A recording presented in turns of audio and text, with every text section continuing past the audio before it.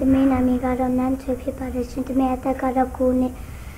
ရှိပါတယ်ရှင်တမင်းအခုဒီဆုမဲ့ချမ်းပိုက်ကတော့ဆာလန်ချက်ကကြီး150ခန်းနဲ့တစ်ခန်းနဲ့ကြောင့်တရှင်ရဌာနတော်၌ပြတခင်ကိုချီးမွမ်းကြလို့ဘုံတော်ထင်ရှားရကောင်းကင်မြတ်နဲ့ချက်ပေါ်မှာချီးမွမ်းကြလို့သူစံတဲ့စကူရမြတ်ကြောင့်ပြတခင်ကိုချီးမွမ်းကြလို့အလုံးတရကြီးမြတ်တော်မူခြင်းရှိတဲ့အတိုင်းချီးမွမ်းကြလို့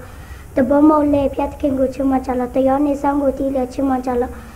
ပတ္တာတီးလေကခွန်လေနေကခွန်လေနေချီးမွမ်းကြလို့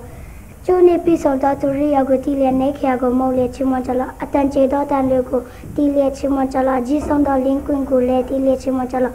တက်ရှိတော်သူအပေါင်းတို့ဒီစာရပြကိုချီးမွမ်းကြစေဟာလေလုယာ